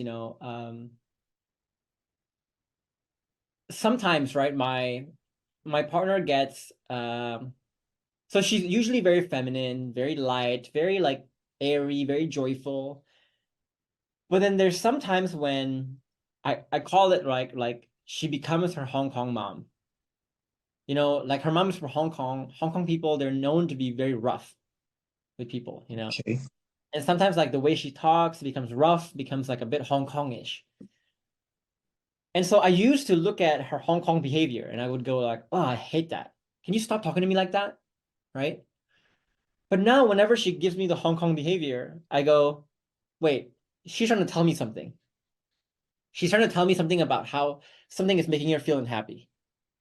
Right? So rather than through that as a bad thing, I'm gonna lean into it and go like, hey, so I become extra soft, right? I become extra gentle, I become extra understanding, extra compassionate, and I respond to her in a very different way. And that's kind of like what I think what you're talking about, which is like you can take the same event, but you just do different things, but that doing is so effortless because you just see it very differently. You don't see that as like the paradigm of, oh, she's fucked up, what's wrong with her? You see that as like, wait, what did I do? And you look It's into, not about the obvious. It's not about the obvious. yeah, It's something behind that. I remember one day I have picked one spoon and I have put it in one direction. And she told me why you did that. And she was so angry with me. But this is not the thing. The thing was that she told me 100 times to not do this thing, but I have done it for one more time and I didn't listen to what she said to me. yeah, This was that the thing yeah. behind the thing. It's like I remember, okay, I have a great example here. There was this okay, so in our old house, we bought a freezer. And when this freezer comes, they have a lot of like tape and all these tiny little shit that happens. Like you to fully set up the fridge, you don't just have to unbox it, plug it in. You have to like open the fridge, then take out each individual tape from all the shelves and the styrofoam, like oh, so much stuff, right? And the old place, I remember I just like open the box and I just like left the tape there. I'm like, whatever. So and my partner got really pissed, really pissed. And she wasn't really pissed about me not taking off the tape in that one event, but she's pissed because why is it, Jeff? When I tell you to do X, you do the bare minimum of X. You've never like went above and beyond. You've never thought about like, okay, if someone that tells me to buy eggs, maybe I should buy the best eggs. Why do you always do the fucking bare minimum? Right? So that was again the thing behind the thing. And once you understand that, from the surface, it looks a bit weird that she's getting so mad about this fridge thing. But then when you understand, like, dude, like it drives you nuts to be with someone who always does the bare fucking minimum. Now you start to get it. It's like, oh, I think I understand why you're so mad. Kind of thing, right? When you put yourself to her shoes, then you start to say, ah, Yeah. that's why I was so dumb. Yeah. Yeah, I love that. Now this transition nicely to the next point, which is like about the high value man kind of like concept that you were believing in before. Um, in your opinion, what made you, what were the factors that made you believe and hold on to the old definition of what high value means so highly? Because you lived most of your life like that, with that, and holding on to it, right? Geoffrey, the reflexive paradigms are so strong, very strong, because the way you have grown up, the environment you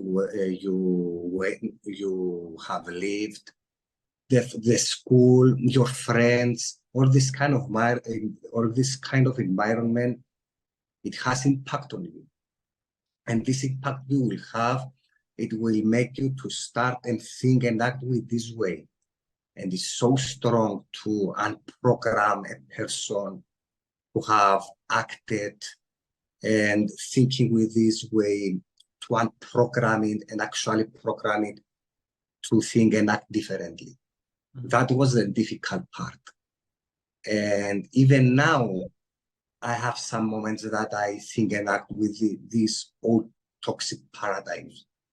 And yeah, basically my family, the school, my friends, yes. I think the hard part around that is not really because like once you find the problem, like once you find, okay, this red pill thing that I believed in is a problem. Once you accept that it's a problem, the rest kind of becomes easy. I think the hard part is actually catching the problems that you don't even know exist. So Yes. sometimes, right, when I see a lot of clients, they make a lot of mistakes, just like you did in the beginning. But it's not just that they made the mistakes. They make the mistakes and they don't ever think about the mistake as a mistake. They think they're doing the right thing, right? So because you never catch it, you can never do anything to fix it. But so the main question becomes like, how do you become aware of something you're fundamentally not aware of, that you fundamentally cannot see, that you fundamentally have not been trained to see? And that's our job as a coach, right? Is to allow you to point out to you the things you can't see yourself. In a million years, you cannot, like, you will never see it, kind of thing. And that's, I think, the hard part.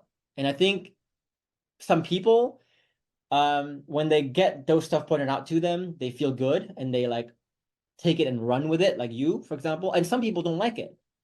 Some people see that as an inconvenience to be like, oh, you're just pointing out to me, you are the deliverer of bad news. I'm going to start to associate with you with the bad thing. And so some clients do villainize the coaches, do not like us, right? Because we are the person who makes them aware of their problems.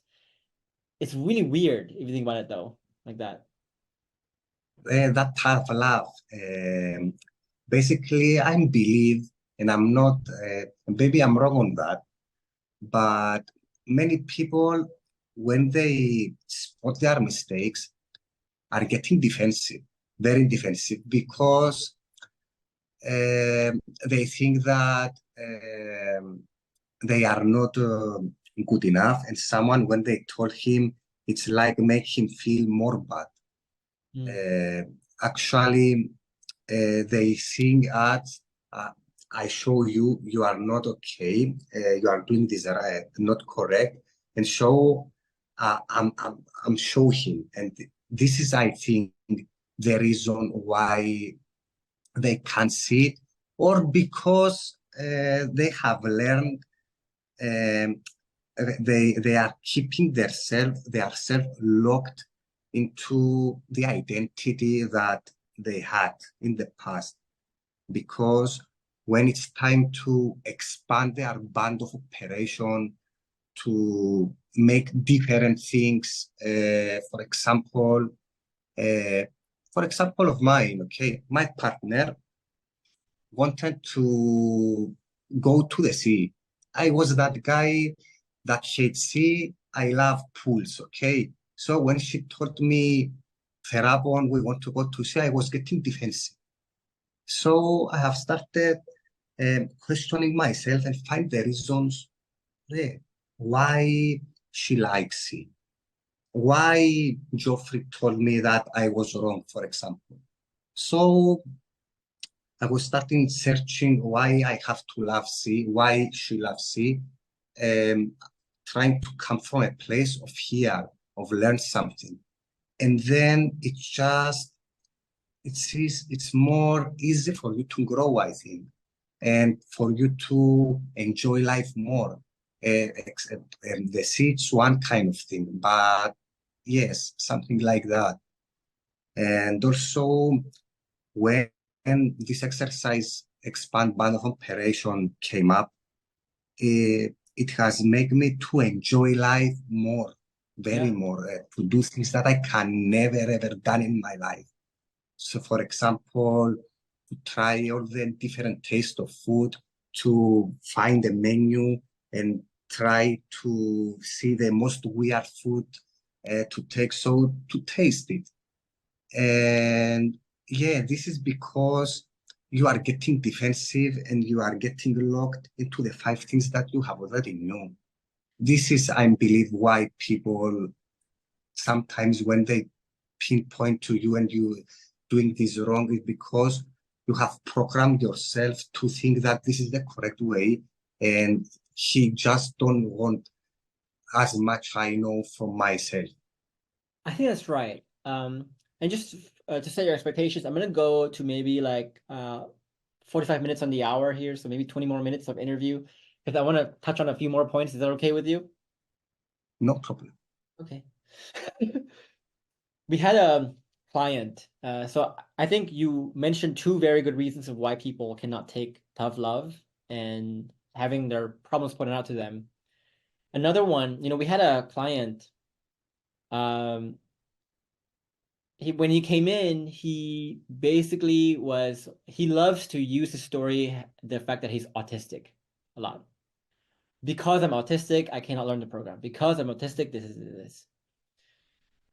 And I keep telling him, right? It's like, I don't think, for example, he was saying and doing a bunch of things that was like, okay, this is not about autism or not. This is just you having no filter. Like you just like think about the first thing you think about and you just do it. Like all you need to develop, autistic or not, is like develop a filter for yourself. Everyone has a filter. Everyone can do a filter, autistic or not. Everyone can need a filter. If you don't have a filter, how do you live life? Like how do you even live life?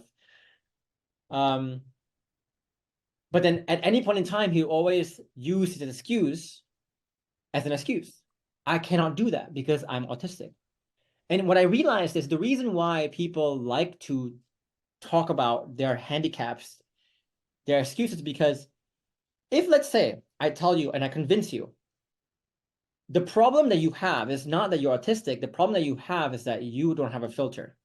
And you not having a filter is something you can control. Once you show that their problems are within their control,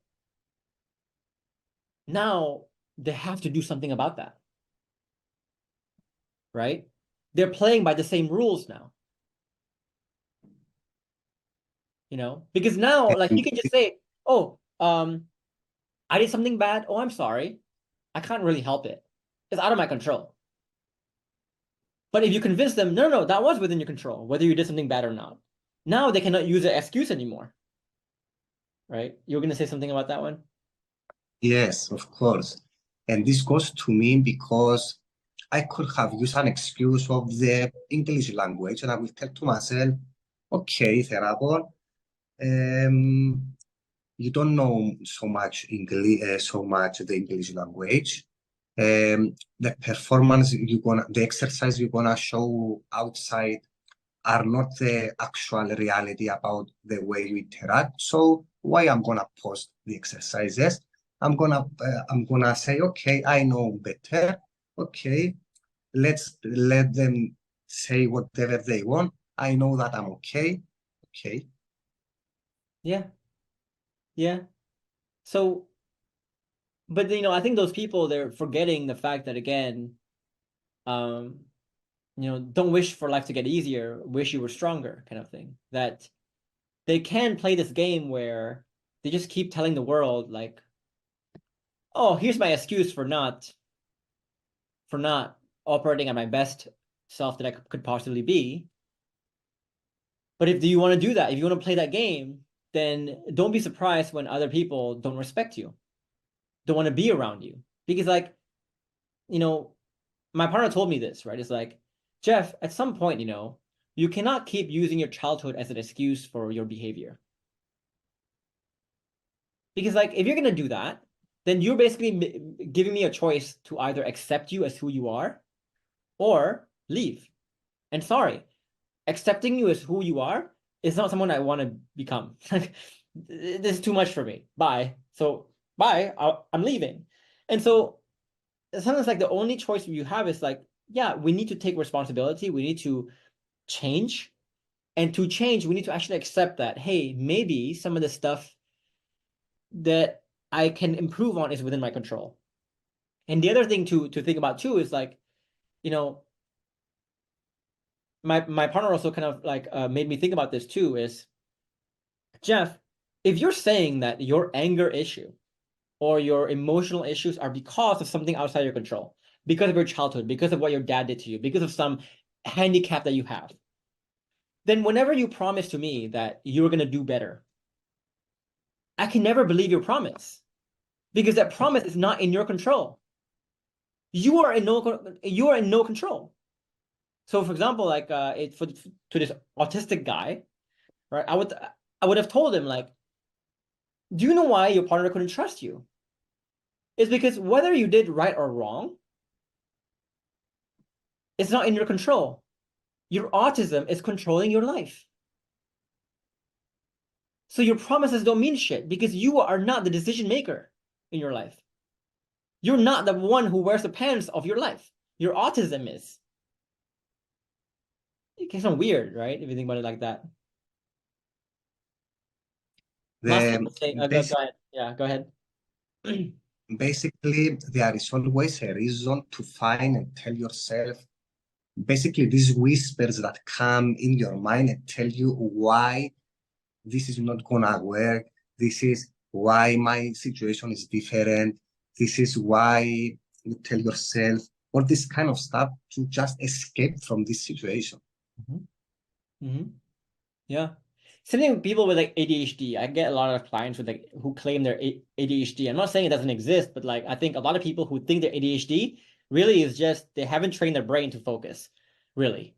It's like they're probably like dopamine addiction up the wazoo, and they can't really control their spontaneous thoughts. But like, okay, so but doesn't matter if you have ADHD or not. It's like if your excuse for everything in life is because I have ADHD. For example, like your wife tells you, "Can you get some eggs?" and then you forget to get the eggs, and you're like, "Oh, sorry, I have ADHD." Then again, whenever you make promises, your wife cannot trust you anymore because now it's not you who's making the promise, it's the ADHD. The ADHD controls you. And if you're saying you're such a slave to ADHD, then I mean you're not the one pulling the levers of your own life. So how can I trust you? And the last thing I would say about this too is about like I was working with a doctor recently, and I always pride myself thereupon on someone being healthy, right? Like I take a lot of supplements a day. I eat very healthy. Like my diet is all greens. I have my healthy habits, right? But it doesn't change the fact that I have a neurological disease that is really debilitating me. So I found myself in this weird position where, to the doctor, I was trying to explain to him all the good things I was doing. But then I was thinking to myself, like, why the fuck would I do that? The doctor's job is to help me. So why am I trying to impress the doctor? I'm supposed to tell him all the bad stuff so that he can tell me all the good stuff I need to do in replace of that. So sometimes when I see people in the program who are so afraid to talk about their shortcomings, share their shortcomings, talk about how fucked up they are. Like earlier you said in the program, in the interview, right? I'm not afraid to talk about how fucked up I am. That's a good thing because like you need to be honest with us. You need to be honest with yourself so that we can help you. If you just tell me all the great things you're doing, how amazing you are, then we'll just say, then why are you here? Why are you at the doctor's office? Why are you sick if you're so amazing? It makes no sense. Of course. Yeah.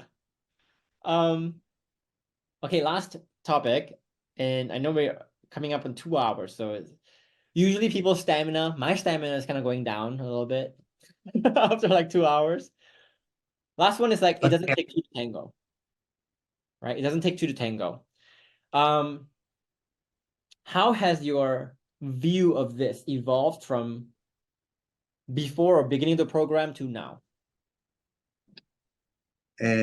Basically, Geoffrey, listen, my partner was holding that relationship for all these years. So it was example for me how it's to work alone in a relationship. And it was a paradigm that I have used a lot all this 1 year that I am on near 1 year in this program. Yeah. And yes, it is difficult. There are times that these voices in your head will be very hard. But as you keep going, and you basically break that negative feedback loops, automatically her behavior changed. Suddenly, when he comes with a bad behavior and you interpret it and you respond with a most good way, I will say, suddenly it falls. It falls. It's something. It's like going more okay, more okay, more okay. And yes, it was something like that. And yes, it's difficult. Sometimes you have to find the reasons behind that behavior. But yes, Yeah.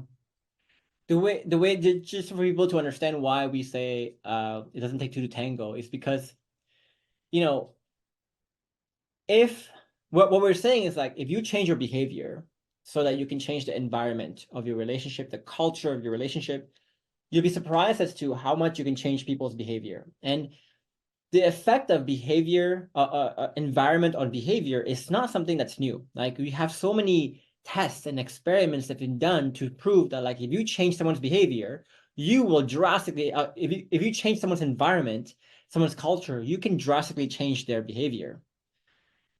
Now, there's a lot of people who are going to listen to this and they will say, for example, well, what if I already changed the environment, but my partner is still fucked up? If that's the insinuation you're making, then think about what you're saying. You're really saying, you're saying that your partner is so fucking dumb, so fucked up, so messed up, so like incapable of change that even when you give her the perfect environment, she still acts in a fucked up way. That's what you're saying. And if that's what you're saying, ironically, how much of a good environment do you think you're creating? I mean, think about it. If you were around someone who thought so lowly of you, is that really a good environment? So do you see the kind of the circular argument, how messed up that argument is, right? So the only sensible conclusion you can really have is like, okay, like you, for example, let me just change myself. Let me change the environment in the ways that are right, the meaningful, the massive ways, and watch if your partner behavior changes. And I guarantee you, it will change. It will change in more amazing ways than you think. And a great example of this is my wife, right? Like my wife, again, she grew up in a Hong Kong household, and she had a very rough way of dealing with life. Like, for example, we went to Disneyland, and when like this is how her mom does things. She doesn't say hi or bye. She just says like, "Stop that," or like, "Are you guys still open?" It's just rough. There's no like ladylikeness about it.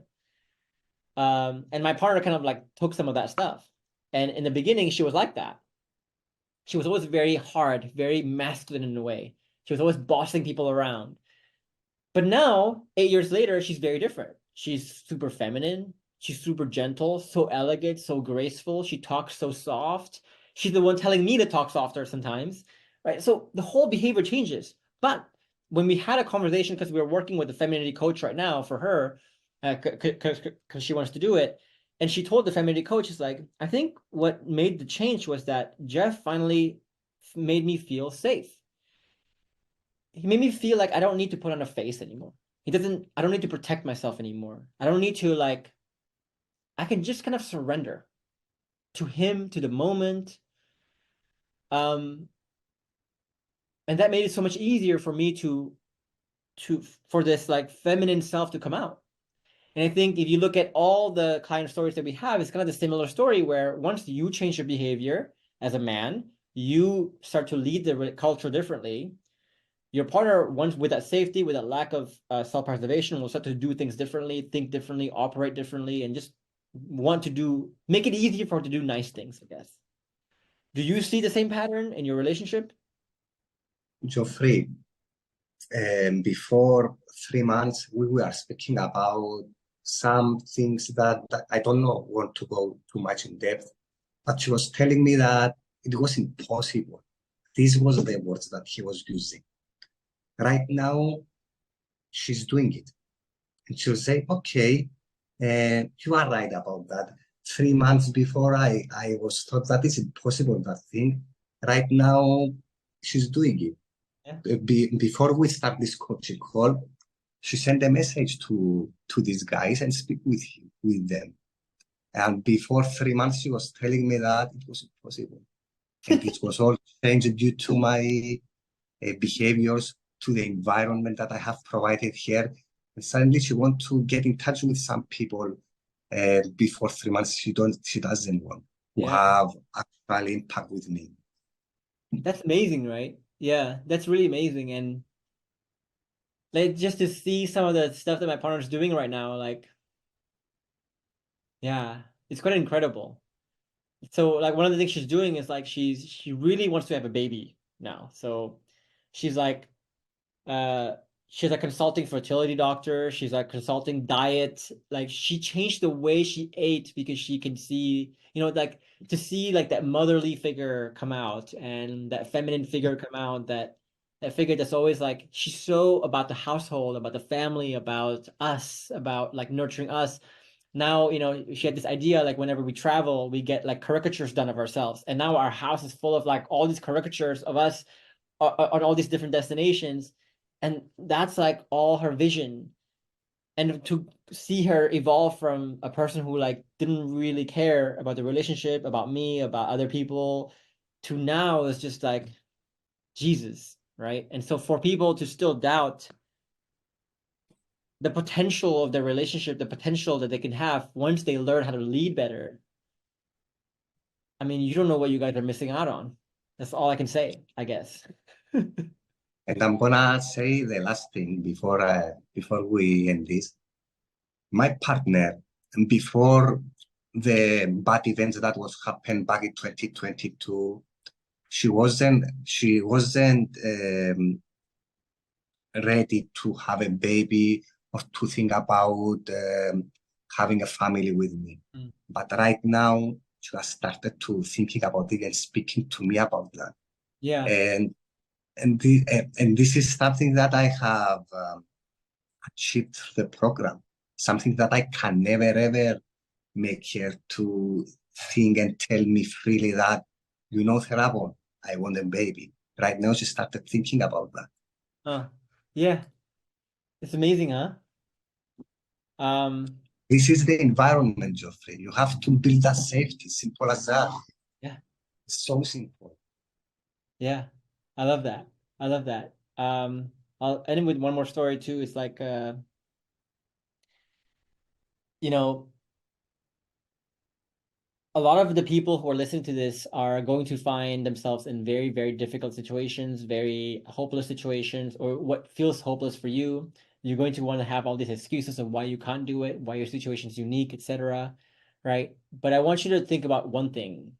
to end this thing, right? It's like I was born with a lot of handicaps too. I grew up very poor. I now found that I have a neurological issue. I have, when I was starting this business, for example, I was a young person in an industry that is full of old men. People would take one look at me. It's like, what the fuck does the guy know, right? I had a lot of things going against me. I wasn't a U.S. citizen, right? Whatever. But one of the things that made my partner trust me is when she saw how I dealt and how I thrived through all those challenges. And I succeeded despite that. And because she saw that, that made her feel safe. That made her feel admiration, alignment, passion, everything. Right? So, for you guys to think about this, right now you're going through a rough time, but okay, think about how you're going through this rough time. Are you crumbling? Are you barely surviving? If you are, note that you barely surviving, you crumbling right now is probably why your partner couldn't trust you in the first place. But this is your time. This is your time to shine and show the world, show to yourself that you can actually thrive. And when you fast forward 5 years, 10 years later, this is a moment you can look back to and go, hey, I can be part of that, right? Your partner can look back to and go, I can be part of that. I can admire that. I can respect that. I can feel safe with that, right? So this is the fork in the road. You either thrive or you die. Which one do you choose? Kind of thing. It's very simple. If you choose to die, it's easy now. But think about how much this will rob you of potential, respect, safety, admiration you can get for yourself, others can get for you in the future. Taking the hard road now is hard, but think about how much admiration, respect you can get in the future that will make things so much easier for you.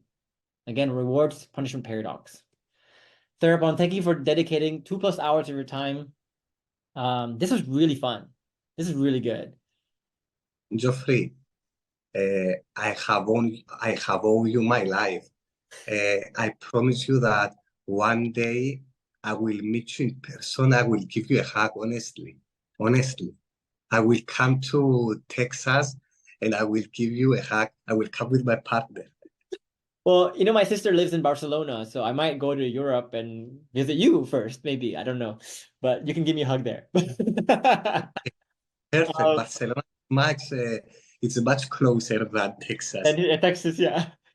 So, guys, if you want to explore the program that Therapon took, we have a masterclass. It's going to last about an hour and a half, this masterclass, but it will give you a really high-level picture of what the program is about, what you'll learn, the journey in the program, etc. So you want to join the masterclass, click the link below and sign up for the time. At the end of the masterclass, if you want to apply for the program, then we'll give you instructions on how to do that as well. Therapon, again, thank you so much. Have a good night. I know it's late over there for you, so yeah, dude, keep rocking it. Good night, Geoffrey. Good night, my guy. Bye-bye. How do you feel about that? It was okay. There were times that I couldn't express what I really wanted. I know that you have understand that. I was basically trying to find the right words and to basically match things, to basically express how I was feeling, how I am feeling, how things are going. Yes, it's a little bit difficult about this. You understand that. I would Okay. say to that, I think the biggest compliment you can give me, Therapon, is to say that you cannot express just how much has it changed you, I guess. I think sometimes I tell my employees, right, some things, or my wife even, some things are just not meant to be put in words. If you try to put it in words, it'll just do it a big disservice. But I understand what you mean. Because I feel it. I honestly, Geoffrey, I wanted to express more, to show more. Okay, I haven't managed it. honestly, I'm not feeling 100% okay about that. I wanted to show more, honestly. That's why I have wanted a little bit my Your my views. notes in front of me. I think So to I think this is better than you think. I think you look back at this and I think you'll be much happier with this than you think. But again, like this is a feeling, Therapon, you need to get used to. The feeling of not being able to convey the life that you live. Just how good it is for people. You know, I live a life, Therapon, where I'm surrounded by friends and family who sometimes are having issues in their relationship. And sometimes I wonder to them, like, do you know what I do? Do you know what I do? Do you know how much I can help? Do you know how much you don't know? And sometimes I talk about our relationship and what they're missing out on, and they still won't believe me. There is no words that can do this justice. Stop trying to find it. Stop trying to convince others. Just get busy living your life. Get busy living the life. And the people who see it, they see it. The people who don't see it, they don't see it. But it's not your job to make them believe you. and something I have realized very recently, it's right now in my daily conversations with people is I was going there and tell me your opinion. And when you tell the others this thing, suddenly there are more leaves. You sit here, you listen, they tell me yours. And they are very curious to hear your opinion. And because every people is going into a conversation and they try to prove what they believe. And when they hear from you, tell me what you believe. And they make her start feel expressing themselves. They suddenly, okay, someone who wants to hear, and they ask you after, tell me your opinion. I want to hear your opinion, and they are more ready to hear your opinion. Yeah. And sometimes I don't have opinion. I just want to listen to them. But I just want to listen. that's true confidence for me, right? True confidence for me, true high value for me is when you reach the point where you don't have to prove yourself to anyone anymore. You know, I used to be the guy, right, who in every conversation, I would always want other people to understand my opinion, to understand my stance, and to fight for my stance. Now I can walk away from conversations thinking, this person thinks they're right. This person thinks they just changed my mind, but they didn't. Like at the end of the day, you have to realize that like you could fight all day long and try to convince someone of your ideas and prove yourself and show who you are. When you get out of that dinner table, I mean, you still have to live your life. And whether and that conversation could have happened or not happened, who cares? Right? Like I used to pay attention to like cars and clothes and all these things. Now I'm like the most humble looking guy on the planet, except for this watch. But like that's it, you know. Like, but even I bought like the least like flashy watch you can find in the luxury watch market because like I don't actually want people to know who I am. I don't want to show off. I don't want to like talk about what I have, who I am, what I know. I'm just busy discovering other people. And if people want to discover me, great. If people don't, I still have my life to enjoy. Like, you know. The only way I will interrupt someone is to make her feel understood, to paraphrase him, to make only in that, not to say my opinion. Yeah. Yeah. I will interrupt someone just to say, just to validate him. Yeah. All right, Thereupon, I do have to run to another call.